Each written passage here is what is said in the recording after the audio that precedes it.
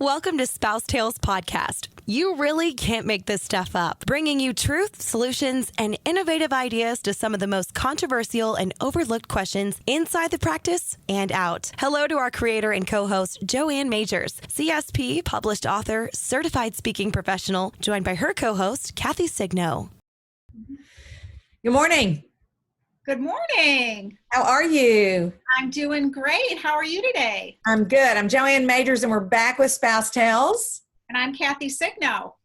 And we're thrilled to be here. And we have kind of committed to doing some things different with SpouseTales. Number one, we traditionally had full-blown garb, good microphones, and we did the audio. And what we have decided is it's much more fun to use technology because it just drops and it doesn't care who you are. And you have to be real, and it gives us a chance to actually get up and fix our hair. No, I'm kidding.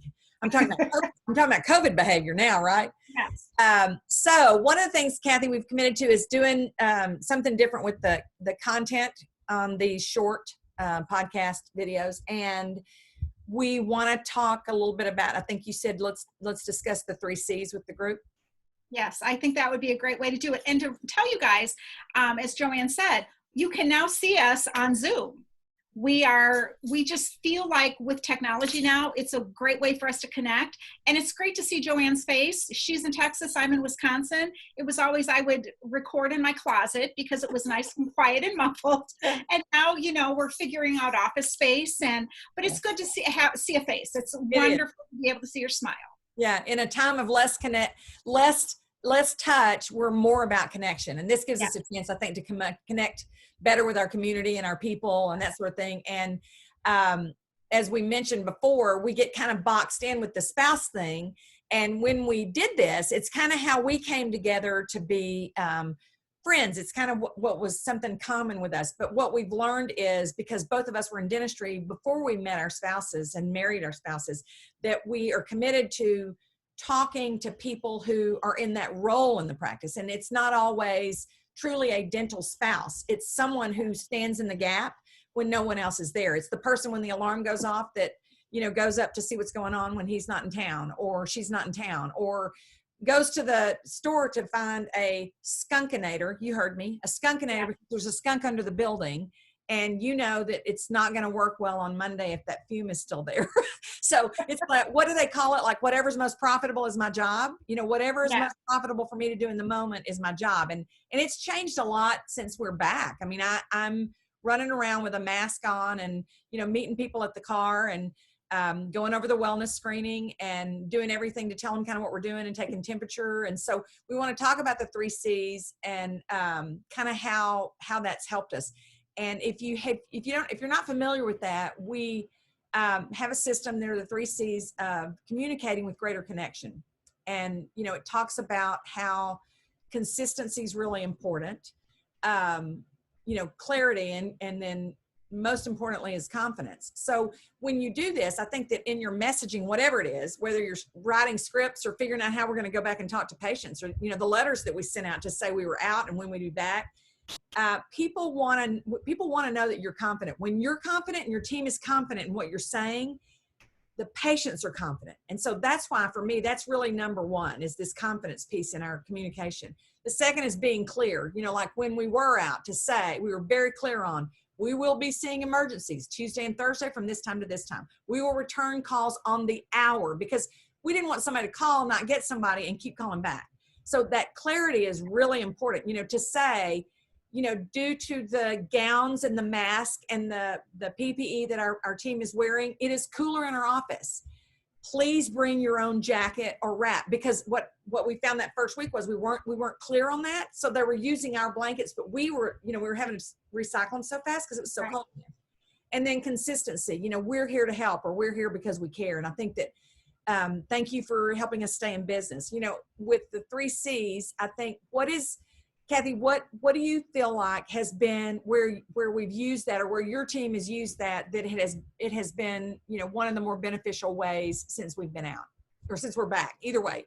Yeah, I think mainly back when they're in the treatment area, when they're with the patients, to assure the patient that they're still getting the highest quality of care, to let them know that nothing has changed, as far as that goes, being very confident, knowing that we're still here to serve you. We're still going to give you the same great service. Things just may look a little different. And it's one of those things that if you tell them ahead of time, it's information.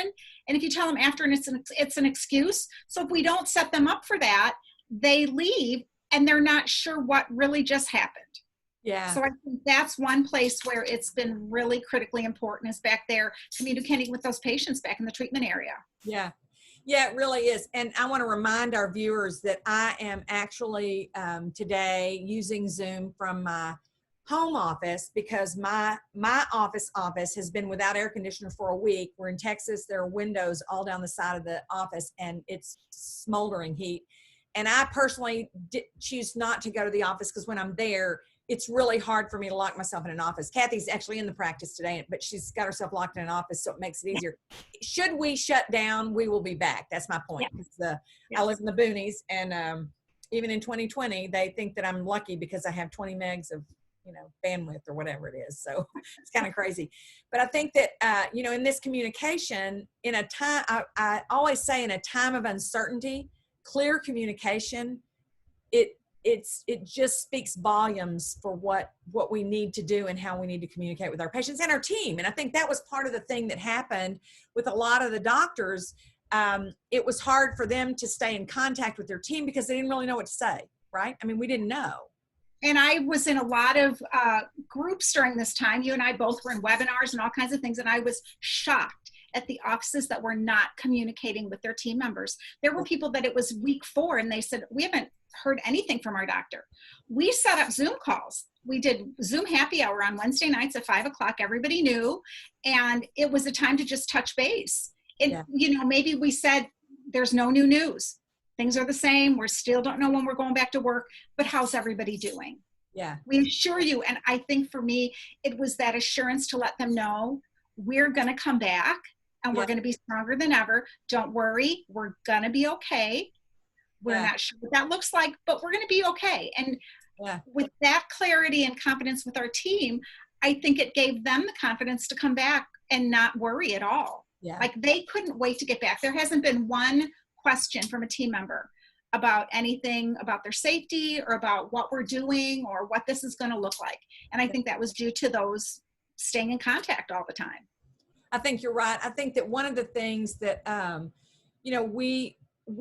heard one of the girls in the office yesterday, they're doing calls 2 weeks out as far as with hygiene. Okay. And I was, and I don't think I've even discussed this with you, but I was really excited because, our whole goal is to teach our team systems so that whether we're there or not, the system's in place, right? Like how does this, here's an issue. How do we solve it? And how do we solve it within the parameters of the systems that that Kathy would want us to use or that Joanne would like us to use? And I was really excited to hear this, young team member, this new team member that's with us, and she was calling 4 weeks out. And so we have this checklist that talks about, tell them about curbside check-in, and it says curbside check-in. And so there's 4 bullets that they talk about with that. Here's what that would look like when you get here, you do this or this, and this, then we come out and we do this. And then the second one is about what we're doing to keep you safe. That's what this wellness screening is for. And it goes through the thing. We're not bringing a lot of people in, so they go through that. The third one is remind them of the temperature in the office, let them know that many people find it cold, but we have to do that because of the extra clothing and the gowns and the double mask and then the loops and a light and a shield. Chuck looks like he should be in Star Wars, not in a dental office, but we're doing all that 2 weeks out just to say, and we tell them the system, that we set up is the 7-day, 4-day, 2-day, 2-hour, and then a day after. So she's on the phone saying, now you'll still get a message from us 7 days prior to your appointment. And then if we don't hear back from you that day, you're going to get another one on 4 days out. And then 2 days before this screening will pop up. So she tells them, I can take the screening now and you can ignore that and we'll just update it when you get here because it's 2 weeks out. Something could have happened. Right. So either way, we're letting them know that they have the option to wait until that 2 days before, and we still check it. We say, has anything changed? And when we do the temperature and that sort of thing. But I think that they're finding it makes them more confident when they do that. And you were talking about that piece that I wrote in that letter about your, someone with your smiling eyes, or however I said that the smiling eyes will meet you at the door. Because it's different, right? Oh, it is different. And like you say, we can't hug our patients. And we're always hugging our patients and they're hugging us. And it's even some of them still come toward us and we're kind of like, oh, we want to, but we can't, and it's very, very different, but yet I'm amazed at the positivity that the patients are coming in with and how comfortable they feel. Everyone was saying, oh, they're going to be hyper vigilant and afraid. Our patients have just been so comfortable. I think you're right. The ones who come are very comfortable. I don't know about you guys. We have a large senior population. So we have, when I've been in the office, probably every day that I'm there, I talk to one, maybe two seniors that are scheduled way out maybe, but some of them are still concerned. I had two, I probably talked to 4 or 5 this week. I had 2 say, I just would be more comfortable when we say, you know what, we want to honor what's going to make you most comfortable. We dealt with AIDS, we dealt with hepatitis A and B. We deal with a lot of these communicable diseases and this sort of thing, but we want you to be comfortable. And they're like, and a couple of them have wanted to postpone until January, like I want to be there. And, the hard part for me is like for Texas A&M, we just saw something that Governor Abbott said. We don't know exactly what will happen because the mayor and those people can make changes. But Governor Abbott said that like Texas A&M football, he's allowing them to have 50% capacity. That's 51,000 people in that stadium. So what are they going to do? I was thinking, are they going to start at 6 o'clock in the morning and line up so there's social distancing coming in the door? Or is somebody local going to change it? I mean, I was thinking about somebody who said the other day, she's, and what they're also saying is like, they're going to let them go back to school, but they're going to go to school through Thanksgiving. And then they're going to do homeschool or go back online because that's when they think there'll be a spike, for the fall, if we don't have a vaccine. It's like, there's still so much uncertainty that when we've got somebody who says I'd be much more comfortable in January, I don't have the heart to say, it's probably the time of year that it's gonna boom again. So, so you got to love them through it. Oh yeah. And you have to just reassure them, we'll be here. If anything happens, just know we'll be here. I mean, believe it or not, we have had patients that have had immunocompromised situations where he has come in on a Friday, which is his normal day off, just so that there's no other patients in the office, just to make them comfortable. So if someone had an emergency, we absolutely would make sure that they felt comfortable, that they felt safe. We do whatever we had to do. Sure. But I think that for the most part, being prepared, being clear in our communication, being consistent with it all the time, and having the confidence when we deliver it has made all the difference in the world. Yeah. How are you guys doing ortho? I know that you guys do a lot of ortho. So how are you doing that? Right now, because we're at a limited capacity, we didn't want to bottleneck the schedule. So we are just seeing hygiene, and he's seeing his operative dentistry, and we're staggered scheduling hygiene so that 2 people aren't coming in at the same time. And we took ortho, and they're working on Fridays. So they're seeing our ortho patients on Fridays, and they're the only patients that they're seeing. So he's stagger booking those, and we're doing that for 3 Fridays in a row until the beginning of July. And then we'll start to integrate that back into the schedule a little bit more. But we had to do something to make sure that those patients were taken care of. So during this time, you're working a Friday that you maybe don't necessarily work.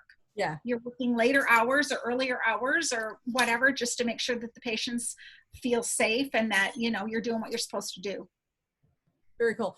Okay. So top tip or phrase on that you feel like one of them on the confidence piece. The top tip on the confidence piece, role play. Okay. I know we say it all the time, but we did that. Role play saying it. If you have a message you're going to deliver, say it. Look in a mirror. Watch yourself. Yeah. Until you feel that confidence. Yeah. I think that's a great tip for that. Yeah, I would second that, the practice thing. And then here's what we're doing to keep you safe. I mean, that's been like just like we say, let me first say you call the right place in our phone skills system, and you hear other people in the office say, I know you called because this, and you had this bad experience. Well, let me just say that you're in the right place. So they hear it multiple times. Right. I hear other people saying, here's what we're doing. This is part of what we're doing to keep you safe. So but it's not natural, right? I mean, it's not natural. So you have to practice it. What about clarity? Clarity, I think that's one of those things when you all get together and we had written out protocol. So that it was very clear what was going to happen. Same thing in our messaging to the patients. Yeah. We've got, we send them the weave messages. It's very clear what they can expect. Yes. So I think that's that clarity of piece of having it written down, knowing what to expect. Yeah, I agree. My clarity thing is, I think that we want to be crystal clear on, what we will and what we won't do. And that's part of what that over and over does. And I think that, they just need to understand, you know what I mean? It's like we've changed, and you and I, and we started doing this last probably September. We did this new content that we'll have out soon, but we're using my trademark system of the open chair fee. I think being clear on this hygiene stuff, because we had this bottleneck of, in order to avoid that open chair fee, text yes now. We want to be clear on that. We said text yes now, because if they text cancel, it can opt them out of your messages. Like cancel, tell people cancel, right? Because that's what the system said, and we didn't know any different, and you couldn't change it. With Weave, we both like that you can change it. And I will tell you, you got to put the words in there that matter, because if you put in their text cancel, if you can't make it and they cancel, it opts them out of your communication. So we say yes to let us know that we'll see you soon. And I think that's a big piece in the open chair fee, because I actually had a guy, I answered the phone, he called and said, I'm not going to be able to make it. And it's probably one of the only 2 that we've had since this happened. Cal's got out, we're in the country, right? Cal's got out, whatever. And I know I got to pay that open chair fee. So it's so different than saying cancellation. So that's my thing on clarity. And let's see, confidence, clarity, consistency. What's the consistency about for you? It's everybody delivering the same message everywhere, from the phone call to when you greet them at the door to when they sit in the chair. Like you said, people saying this is what we're doing to keep you safe. Yeah. They hear it over and over and over again. I agree. It's just like we talk about with implants, and spent so much time in my career in that lane. I think about when we on our bonus question yesterday on the quiz that we did for our team meeting was, what's an implant? And everybody on there wrote, it's a man-made root, because they've been through the training. And it's like, I heard Chuck talking to a patient Tuesday, and he said, well, basically it's a man-made root, and we put man-made teeth on top of it, a tooth or teeth. And he went through the thing, and he said, Joanne's going to come in and talk to you. That's her role. And so it was kind of cool, because yes, he's the doctor. And if he has a rocket scientist or an engineer in the chair that wants to know more, he does. But other than that, when we say a man-made root, it's consistent throughout the office, and everybody feels safe and they feel like they're in the right place. So I think, again, those 3 C's are something we're going to connect on a few times in the future. So, well, I want to say thank you. We try to keep them short and to the point, and we have some fun ones coming up with some of your favorites and some of our favorite people. So we hope you'll join us in a couple of weeks for the next episode of SpouseTales. It's been great to be with you. Kat? Yeah, great to see you again, Joanne. Thanks for joining us for this episode of SpouseTales. We ask you to consider our podcast sponsors when you need solutions, and we look forward to seeing you on the road. Signing off live from Aggieland, this is Mel on Air.